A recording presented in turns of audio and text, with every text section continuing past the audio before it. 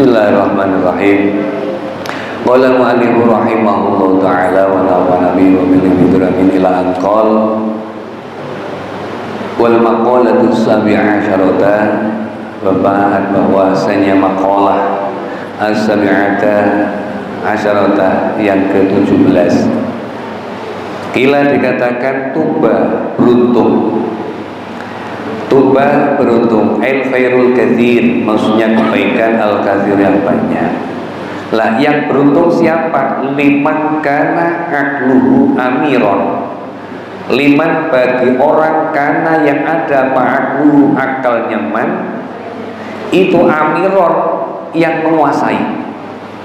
Amiron yang menguasai. Bi ayyub tada, dengan bila diikuti yaman atau yaktadia mengikuti bimurati aklihi, dengan kehendak akal nyaman al-kamili yang sempurna,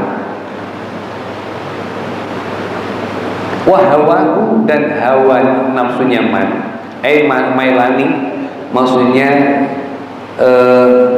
condong keduanya, apa nam condong mailani nafsahu diri nyaman ilama terhadap barang la tastahi, yang ia tidak menginginkan man, tidak kepingin terhadap man, min khairi ta'iyati syar'i, dari tanpa adanya ajaan hukum syariat. Wahawahu itu asiron. Asiron merupakan boyongan, mamnungan, maksudnya ditolak, min dzalika, dari itulah hawa. Keberuntungan. Jadi ada makalah dibilang keberuntungan. Keberuntungan bagi orang yang mengedepankan akalnya. Kita itu umumnya orang, Pak Haji, jadi umumnya seseorang itu mengedepankan ilmunya. Orang itu biasanya mengedepankan ilmunya. Ketika kita punya ilmu yang kita inginkan, biar bagaimana ilmu kita itu bisa dikenal oleh orang lain, bisa menonjol daripada ilmuwan kita. Itu pada umumnya. Tapi kalau orang yang berakal itu senang menonjolkan akan keakal-akalannya, akal sehatnya. Akal sehatnya. Karena apa? Dengan akal yang sehat tadi, maka akan menarik daripada kebaikan dan akan menguntungkan, menyelamatkan. Jikalau kita punya ilmu, janganlah kita itu gampang istilahnya mempunyai keinginan yang menggebu-gebu agar ilmunya kita bisa diketahui oleh orang lain. Karena ketika kita terkenal keilmuannya, itu justru yang akan membawa kita ke lembah yang ke jurang yang nista. Kenapa? Nanti orang itu di saat keilmuannya semakin kelihatan, semakin dikenal, semakin populer, semakin tren, itu yang akan menghinggapinya adalah sifat takabur. Sifat takabur itu sifat manusiawi. Sementara ya kita sering mendengarkan la yadkhulul jannah man fi qalbihi mithla dzarratin minal kibri. Enggak akan masuk surga orang yang dimana dalam hatinya ada biarpun sedikit dari sifat takabur. Itu biasanya yang seperti itu kalau sudah berilmu. Beda dengan orang yang mengedepankan akalnya. Karena apa? Akalnya, akal sehatnya itu yang dikedepankan berdasarkan ilmunya. Berdasarkan ilmunya. Nanti akalnya itu akan berkembang. Akalnya akan berkembang. Ini menguntungkan apa enggak? Ini mencelakakan diri kita apa enggak? Itu akal kita. akal itu. Maka dulu itu ada Khalid bin Walid. Khalid bin Walid itu kan salah satu panglimanya Rasulullah, panglima yang paling terkenal selama ratusan peperangan yang dipimpin oleh Khalid bin Walid. Itu gak pernah kalah. Perang yang dipimpin oleh Khalid bin Walid itu gak pernah kalah karena kecerdasannya, kecerdikannya dalam memimpin perang, kehebatannya. Bahkan Khalid bin Walid ini sebelum masuk Islam, di saat memimpin orang kafir, di antara salah satunya yaitu ketika perang Uhud. Lah, perang Uhud itu orang kafir yang memimpin panglimanya adalah Khalid bin Walid. Dibikin pasukannya Rasulullah kocar kacir, itu yang memimpin Khalid bin Walid, orang kafir. Jadi karena kecerdasannya Khalid bin Walid tadi mengkaji bagaimana sahabat Rasul, sahabat Muhammad itu kok kalau perang menang terus. Dikaji benar.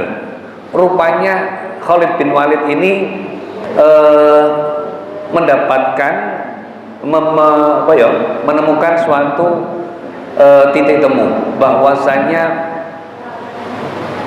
para sahabat Nabi, para sahabat Muhammad, kata Khalid bin Walid, mereka senantiasa menang karena nggak pernah mengingkari ataupun menentang instruksinya Muhammad. Senantiasa tunduk patuh dengan instruksinya Muhammad. Muhammad suruh naik, naik. Muhammad suruh turun, turun. Muhammad suruh ke kanan, suruh kiri, ke kiri. Suruh lari, lari, dan seterusnya. Itu yang dikaji oleh Khalid bin Walid. Lah, sehingga misinya Khalid bin Walid kayak mana ini nanti perang Uhud, biar para sahabat-sahabatnya Muhammad itu gak taat, gak patuh. Akhirnya benar dipancing. Jadi Rasulullah sudah menginstruksikan di puncak Uhud, kalian semuanya jangan kemana-mana sebelum dapat instruksiku, kata Rasul. Lah, itu seruan itu oleh Khalid bin Walid didengar bahwa seruannya Muhammad nggak boleh melarang para sahabatnya untuk turun dari puncak Uhud. Jauh. Lah, akhirnya Khalid bin Walid cari akal. Karena mengedepankan akal tadi, cari akal agar sahabat-sahabatnya Muhammad gak setia.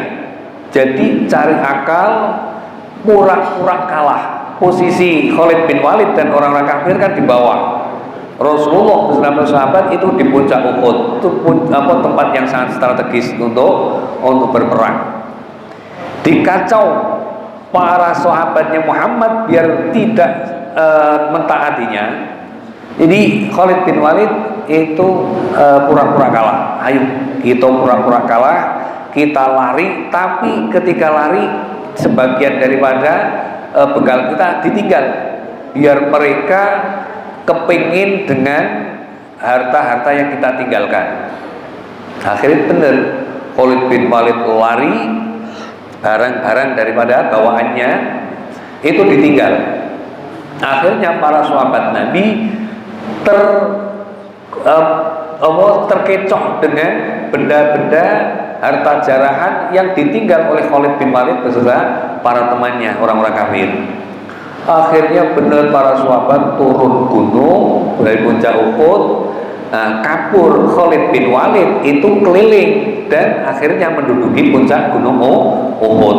Puncak Uhud akhirnya para sahabat Rasulullah itu kalah karena apa? Karena tidak mengikuti instruksinya Nabi Muhammad SAW. Ini dikaji oleh Khalid bin Walid. Lah, sehingga Khalid bin Walid ketika masuk Islam itu pun oleh Rasulullah akhirnya diangkat menjadi seorang panglima. Lah, berpuluh-puluh kali perang, bahkan ratusan kali perang Khalid bin Walid senantiasa dalam posisi menang terus.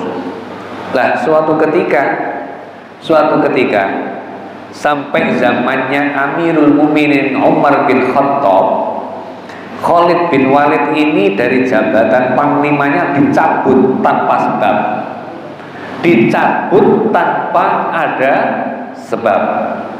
Nah, kalau sekarang mungkin yo karena habis jabatan lah, karena ada habis periode kan, masa baktinya pensiun lah. Ini dah tanpa sebab dicabut. SK Panglima itu dicabut oleh Amirul Mukminin Umar bin Khattab. Akhirnya Khalid bin Walid menghadap kepada Sayyidina Umar, "Ya Amirul Mukminin, limadza?" Karena apa wahai Amirul Mukminin? Kenapa engkau cabut SK-ku sebagai panglima perang? Saya masih semangat untuk berperang sampai kapanpun, sampai saya meninggal pun saya siap untuk berjuang di jalan Allah. Akhirnya dijawab oleh Amirul Mukminin Sayyidina Umar bin Khattab, "Wahai Khalid bin Walid, kamu saya berhentikan untuk jadi panglima perang bukan karena kesalahanmu, bukan karena kesalahanmu, melainkan aku mengkhawatirkan kamu." Lah, memang apa yang kau khawatirkan? Memang kau sekarang meragukan kemampuanku, meragukan akan kesungguhanku dalam membela agama Allah, membela agama Rasulullah. Lah, justru ini wahai Khalid bin Walid yang kukhawatirkan kamu. Ketika kamu sudah sampai ke puncak kejayaannya, sering mendapatkan kemenangan, kamu gak pernah kalah. Ini justru yang aku khawatirkan, nanti lama kelamaan kamu akan dihinggapi sifat takabur. Karena aku khawatir kamu nanti tergelincir dalam sifat takabur, maka sekarang aku cabut SK SK Panglima atas kamu. Oh, Masya Allah. Lah, dasar seperti ini Khalid bin Walid karena akalnya itu memang berkembang, tidak mengandalkan daripada keilmuannya, maka dengan legowo, dengan ikhlas, justru malah juga merasa senang. Dengan rasa senang hati dia mengundurkan diri dari panglima perang. Enggak kayak sekarang. Kalau sekarang dicabut SK kayak gitu yo ngamuk, iya kan?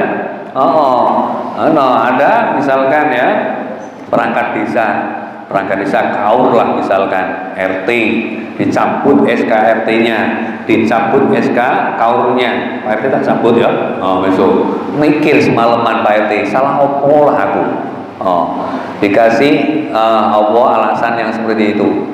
Aduh, kira-kira apa jawab Pak RT? Pak Kades, Pak Lurah nih, cuman kayak itu, saya itu insya Allah siap. Saya sudah biasa ngaji, sama Pak Tarin, jadi saya itu masalah takabur mentakabur itu saya sudah siap, kan gitu. Penting saya masih jadi RT, kan gitu.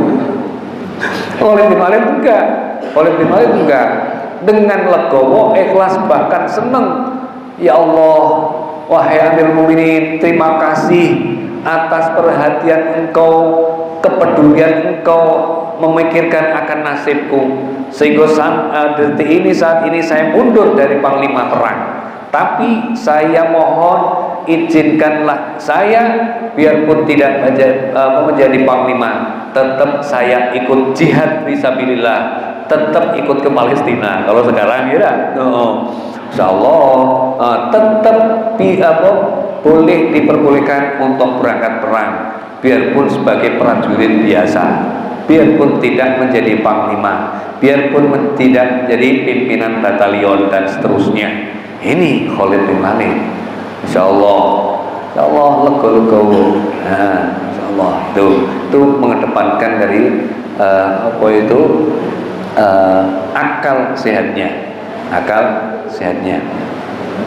Tuba, maka beruntung limangkana akluhu amiron. Akalnya itu bisa mengatur asal akal sehatnya.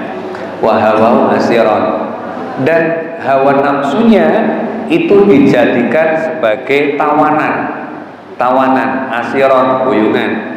Jadi kita kan punya hawa nafsu loh. nafsu pingin ini, ya. Nafsu itu kan dalam ilmu tasawuf kan ada 4 macam tuh. Ada nafsu lawwamah, ada nafsu sufiyah, mutmainnah.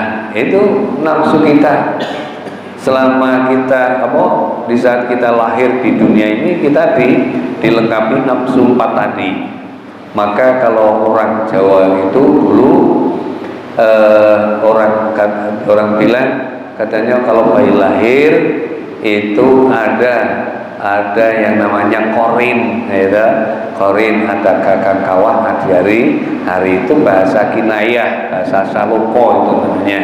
Itu yang mendampingi itu nafsu kita, nafsu mutmainnah, sufiyah, ya, nafsu lawwamah.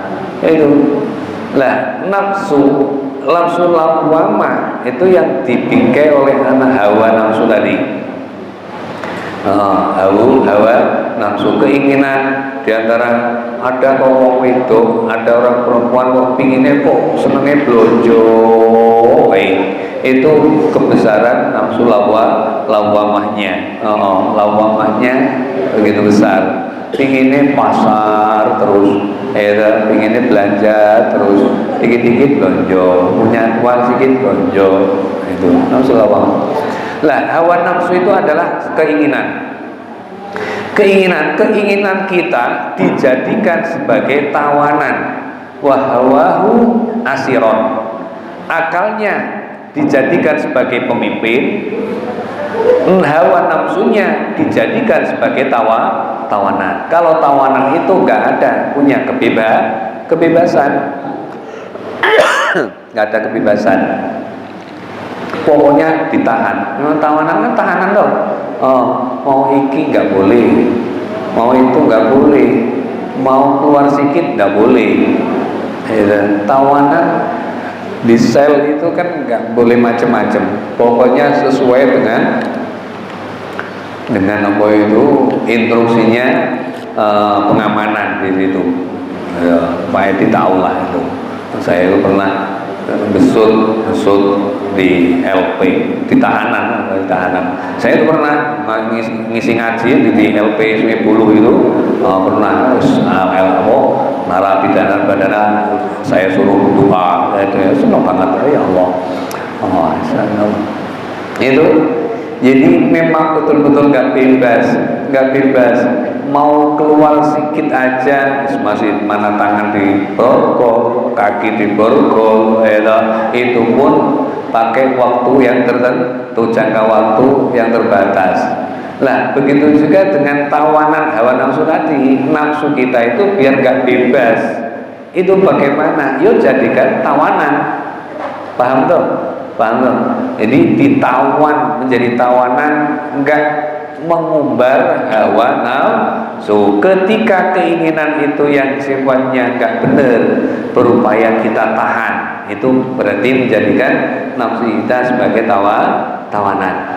Karena manusiawi lah, punya keinginan ini itu sebilpi dalam hal-hal yang menyenangkan lah, hal-hal yang menyenangkan, hal yang manusiawi. Nah, tapi ketika kita sadar bahwa itu merupakan hawa nafsu yang akan menggelincirkan kita, maka jadikanlah hawahu asiron. Tuba liman kana akluhu amiron wa hawahu asiron. Keberuntungan bagi orang yang akalnya menjadi pimpinan dan hawa nafsunya dijadikan sebagai tawanan. Nah, mamnungan min dzalik. Artinya yang mencegah dari itu semuanya. Lah, kesebalikannya, wa wailun ay halakun syadidun liman kana hawahu amiron wa aqluhu asiron. Jangan dibalik. Kecelakaan bagi orang yang hawa nafsunya justru menjadi pimpinan. Jadi gerak langkah kita dipimpin oleh hawa nafsu. Apapun yang kita perbuat berdasarkan hawa nafsu. Hawa nafsu itu banyak sekali. Orang ceramah saja bisa dianggapi hawa nafsu. Kita sholat saja bisa dianggapi hawa nafsu. Oh, hawa nafsu dulu itu ada sahabat itu yang masya Allah pekerjaannya pokoknya sholat puasa terus, nggak pernah berhenti, pokoknya senantiasa seperti itu. Lah punya teman, suatu ketika teman itu datang, karena dia tahu ketika ada tamu datang itu ya hendaknya disukuh, akhirnya ya disukuh biasalah seperti yang biasa disukuh. Begitu disukuh, lah habis nyukuh itu dia bilang, ya akhi, wahai saudaraku, silakan makan hidangan yang kusediakan. Saya tinggal sholat dulu ya, kamu silakan untuk makan silakan sepuas kamu. Lah kira-kira gimana? Kita misalkan bertamu tempat kawan kita. Lah sama teman kita itu ya sudah disuguh kasih makanan, tapi teman kita meninggalkan kita, dia ke masjid. Nah, kamu di sini ya makanlah buat kamu, aku tak ke masjid. Kayak mana kita? Betah mau nggak kira-kira di rumah dia? Enggak betah lah. Orang kita bertamu malah tuan rumahnya ke masjid, sholat di sana panjang. Nah, teman dia ini tahu, ini gawenya dia. Dah, pokoknya kalau kamu nggak sama-sama makan bareng, saya nggak mau. Kamu harus makan bareng di sini. Akhirnya dia ngikut. Lah, memang dasar sengaja dia. Lah, jadi malam harinya pun dia nginep di situ, temannya nginep. Dan itu dia pamitan, kamu tidur di sini ya. Itu istri saya tidur di sana, anakku di sana. Aku tak ke masjid, saya sholatlah di masjid. Mau sholat di masjid? Enggak. Pokoknya selama aku di sini, karena kamu punya istri, kamu tidur dengan istrimu, aku tidak tidur di sini, anakmu tidur di sana, dan penuhilah haknya istrimu, karena kamu punya istri. Yang punya hak bukan hanya Allah saja, melainkan istrimu juga punya hak. Aku nggak mau ke tempat kamu lagi. Kalau kamu malam ini ke masjid, sholat sibuk di sana, sholat terus di masjid, sementara istrimu nggak pernah kau perhatikan, keluargamu nggak pernah kau perhatikan. Akhirnya manut, ngikut, akhirnya tidur di rumah setelah istrinya.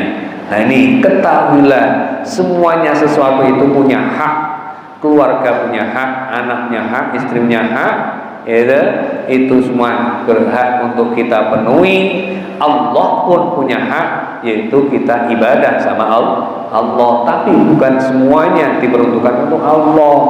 Nah, ini juga ibadah yang berdasarkan nafsu. Nah, maka Allah kita hati-hati, jangan sampai terjebak dalam hawa nafsu, mengikuti nafsu sebagai amiron yang memerintahkan gerak langkah kita, yang mengemudi adalah nafsu.